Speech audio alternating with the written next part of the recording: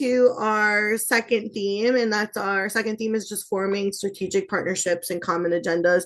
And I apologize, like if some things are kind of just repeated, but it's just kind of like more about the partnerships and stuff.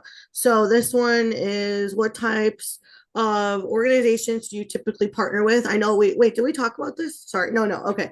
That's why I was like, oh wait, it might sound like the same because it kind of, you tied some of it. I mean, you did talk about some of the partnerships you did talk about, like you said, Yeah. we said no. So we could go on. And then I know you mentioned like right now what you partnership.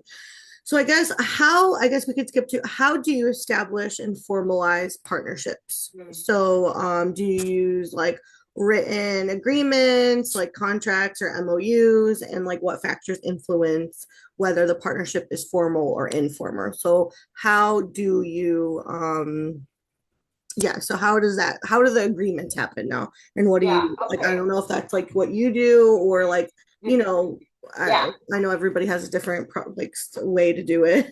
Yeah. So I'm sharing my screen again so you can see, but this is like our software platform where we manage all the work-based learning. So I'm kind of in charge of it, but you don't need to see all this. So this is our like organizational database. Okay. So we have over 2,000, almost 2,100 Oh businesses wow. in here. And it's anybody we work with. So you can even kind of see right here. Let's pick a program. Da, da, da, da, da. Well, you want to look at vet? Let's look at vet. Yeah. That's fun. Okay. So these are all the businesses. You can see we have 219 businesses Wow. That's that we, amazing. right. And but all of them are different, right? Like Right. their level of engagement with us. Now, this program in particular, um, they do I think it's an 8 or 10 week externship where Okay. students have to go to a clinic. So a lot of these guys are providing a site for the students. So that instead of reporting to their class, they report to, First Pet Vet. I'm gonna let me click on these guys because they're at my actual vet. This is where my dog Oh, cat go. I love So it. so this is how we keep it, but it's kind of, I think I'm going to answer your question by showing you this because we keep all their information here. Right. The contact is, and then right here, this Oh, is the what I do. forms. We Okay. have an agreement. So it is like, it is a legal a document. It has some insurance on it. We ask for mutual indemnification, which means like we cover our students' insurance, but we ask the site to cover insurance as well. So it's kind of like a car insurance policy. If something were to happen, which is Right. very, There's like very some rare. kind of, yeah, coverage for, Right, then it goes to the insurance and they talk about who covers what or whatever. In vet, every once in a while, a student gets bit um, from like a restraint in our medical programs, MA, specifically medical assisting. Usually, there actually is 1 or 2 kids a year that get poked with like a needle. okay. We need to have this work-based learning agreement. It covers like everything. It covers those pieces. It covers, hey, you're gonna take a student at your site. They don't have to take a student at their site if they sign this form, but you can. So it's Just just like kind of like I mean, I guess not really like a liability also. Like if they're working, like the student's protected, the yes, partner, the organization, is also protected because they're bringing in, these students that are not like obviously super. I mean, this is like they're not experienced either. So it's like, right, they know that this is like part of the contract. So yeah, that's pretty cool. So it's like yeah. obviously I would say like it is I know the question said something about is it informal or formal, but I guess like it is since it is Pretty like a legal document, then right. And it's pretty formal, I would say. And I mean, you saw, and I'll send you that grid that I showed you earlier. Like we're trying that grid we came out with this year. So we're trying to formalize it even a little bit more that okay. if you become a strategic partner, and you'll read that document after Yeah, you see I it. love that you have that like that Yeah. grid set up for partnerships because I mean I think well during this whole entire class I've learned with partnerships like some are successful some are not but like Yep. we'll talk Yeah. about yeah like what's great what's not and I think like the biggest one that you've mentioned also but it's just like communication and really like yeah you have like right now that's like communicating because I was like oh what do the partnerships expect some people go in blindly and then it's like no communication we don't know how to make this work, but when you have Yep. like, a whole grid and like it's laid out for you, and yeah, Yep. it seems like it's you guys are pretty organized. So Pretty, I mean, and there's still for improvement. I think we have those advisory councils. Some of our teachers just go, okay, we want you to be involved.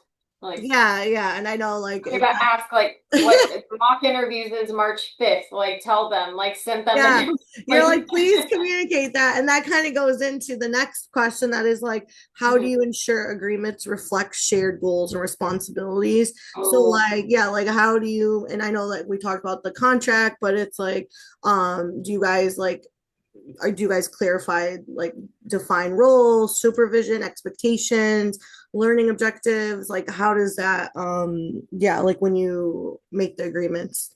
yeah. So it's a requirement in the state of Arizona, if you do work-based learning to have like four documents are required. One of those is called a training plan, which the student needs to write goals and they need to be agreed on it. Okay. In the vein of work-based learning, if a student's there, those Okay. really like those goals are defined. And like you said, learning objectives, we make sure the site knows their externships aligned with learning objectives. Their goals need to be aligned with learning objectives. Okay.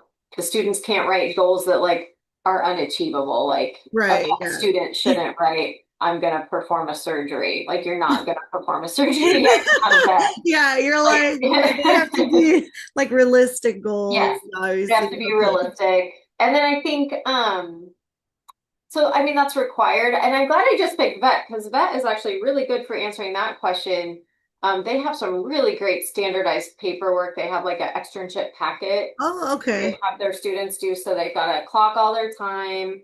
They've got to write what they did that day. And then once a week, this is like the best, they have to do a case study. So Oh, I one love animal that. that came in, what was the problem? How did you treat it? What was your involvement? And it has to be like, it's like three-fourths of a page they have to write Okay. once a week. So I guess like it also depends on the partnership and like how involved Yeah. they are, but they have their own like they're like, okay, if we're gonna take on interns or like we're gonna take on students, like this is our process as well, which is great because yeah, like some partnerships are like, yeah, just coming in, it's kind of like, but they're really like they have their own like you said, their own like packet and their own work that Yep. they want the students and like to be a part of, which is Yep. really awesome because you know that means like they actually care about it, the students as well. And Right. you know, like some people are just like, sure, just intern, but like or work here, you know, but it's like they're actually involved, which is really cool, especially with animals. I mean, that's awesome. Yes. Um, Yeah. I know. So, like, the next question is like how partnership agreements are structured and like finalized. Again, it kind of ties into the agreements, but like, yeah, how are those things like finalized with the partnership? And I guess the other, it also goes into like how do you revisit and adapt agreements over time? So, Mhm. like, how do you finalize these, and like, how do you like when do you revisit these agreements? Is it like once a year, every quarter? Like, how does that work when you're working with so many different, Yeah. I guess, like partnerships? It's crazy. It's crazy. Yeah, But like like you have like all those businesses, so I'm sure it's different. Yeah, it's a it's lot. insane. So like I mean you would think like my job title like I can't do it all. I do a lot of it. I can't do it all. My superintendent and leadership, they're constantly going to meetings where they're meeting CEOs and CIOs and people that want to be involved with us. So they're making connections. I'm making connections. The teachers are using their own connections because they were in industry. Oh wow. So everybody just kind of like pulling in like Yes. it's like a networking connection thing. Cause I mean that's really what it is too. Cause believe it or not, like something like this, I mean, you can't just start from nowhere. It's like building Right. connections. Like nobody, you know, you can just be like, oh hey, by the way, like we're, you know what I mean? Like they have to trust you, you're trusting them. So it's a lot of, I would assume like a lot of networking and Yep. trust and who you know because you're bringing in people. Yeah, it's like in businesses and partnerships. So I can imagine that's probably Yep. a lot of work to like Yep. constantly keep these relationships building and yeah, like it's like keeping them around, keeping touch with them. It's like, Yes. yeah, I can imagine that's a lot. So Yes, and that's why like when I get one of these big partnerships signed, I'm like, yes, because it takes months. Like it takes months to to do the process, yeah, I'm sure to like get to finalize like the actual partnership. It's like, okay, now we're on board, but like it's like building that whole entire relationship. Like you said, I'm sure Yeah, lots of back and forth until it's like yeah, actually finalized. so So much, so much. so Yeah, yeah. so the Empire Cat one's a good example. I met that gentleman in the fall. Oh, Like okay. we've been going back and forth. We're trying to work on like five different things. I went into it. The Amazon GCOS, the Global Security Office, is here. It's Oh like wow. crazy. One of the global security offices for Amazon is in like Buckeye, Arizona, or Avondale. Yeah, that's crazy.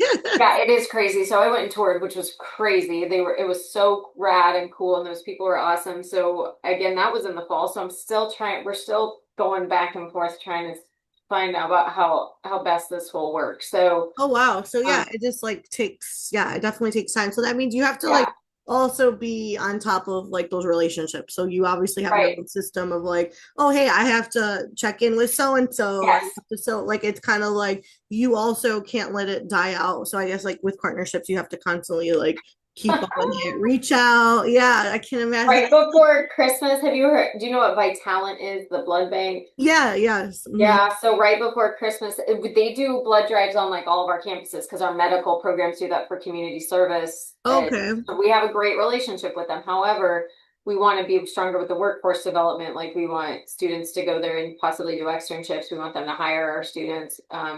So we went and toured them before Christmas, toured their big facility in Tempe. And then at the time it was all like rainbows, right, and sunshine and all these things they want to do. But I followed up with them twice now and it's been crickets.